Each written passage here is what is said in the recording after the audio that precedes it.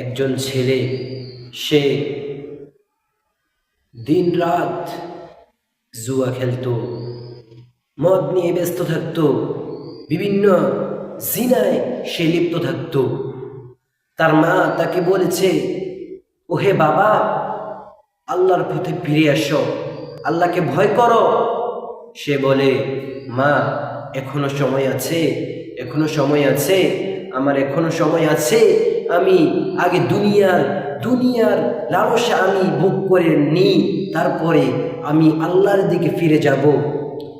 তখন এক গভীর রাতে যুবক যখন মদ জুয়া মেয়েদেরকে নিয়ে ব্যস্ত ছিল, তখন তার কাছে মালাকুল মাউত চলে এসেছে। সাদা কাপড় পরা মালাকুল মাউত সেখানে চলে এসেছে। মালাকুল মাউত সেখানে এসে তাকে বলতেছে, তোমার তো সময় শেষ, তোমার সময় শেষ, তোমার সময় শেষ। আল্লাহর দরবারে তোমাকে ফিরিয়ে যেতে হবে, আল্লাহর দরবারে তোমাকে চলে যেতে হবে। তখন সে যুবক বলে, ওহে মালাকুল মাউত, তুমি আমাকে একটু সময় দাও, তুমি আমাকে একটু সময় দাও, আমি আল্লাহর ইবাদত করি। তখন মালাকুল মাউত বলে, আল্লাহ যাকে যেই সময় নির্ধারণ করে পৃথিবীতে পাঠাইছে, ওই সময়ের বাহিরে আল্লাহ কাউকে 1 সেকেন্ড সময়ও দিবে না, কাউকে 1 সেকেন্ড সময়ও দিবে না, কাউকে 1 সেকেন্ড সময় বাড়িয়ে দিবে না, কাউকে 1 সেকেন্ড সময় কমিয়ে দিবে না। যার হায়াত যতটুকু আছে সে ততটুকু হায়াত পাবে। তখন সে মারা গেল।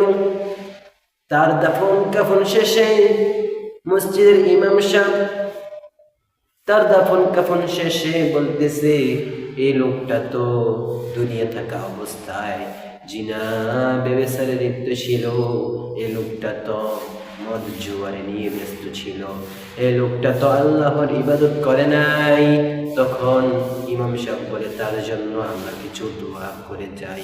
তখন কবর থেকে গায়েবী আওয়াজ আসলো, কবর থেকে গায়েবী আওয়াজ এসে বলে, ও হে দুনিয়ার মুসলমান মুমিন বান্দারা, এই কবরবাসীর জন্য তোমরা যতই দোয়া করো না কেন, এই কবরবাসীর জন্য, এই কবরস্থ মানুষের জন্য তোমরা যতই দোয়া করো না কেন, যত কিছুই করো না কেন, এই বান্দার কবরের আযাব আল্লাহ তাআলা মাফ করবে না।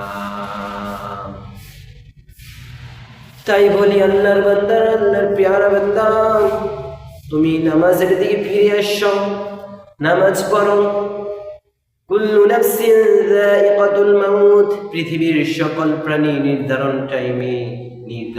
একটা টাইমে আল্লাহ তাআলা ডাকে সাড়া দিতে হবে। আল্লাহ কাউকে 1 সেকেন্ড সময় বাড়িয়ে দিবে না, 1 সেকেন্ড সময় কমিয়ে দিবে না। তাই মানুষ বলি, তুমি আল্লাহর দিকে ফিরে আসো, আল্লাহর মুত্তাকি হও, আল্লাহর দিকে ফিরে আসো। আল্লাহ তাআলা হাদিস শরীফে বলেন, আল্লাহ তাআলা বলেন, যার যত আমল বেশি তোমরা আমল নিয়ে প্রতিযোগিতা করো।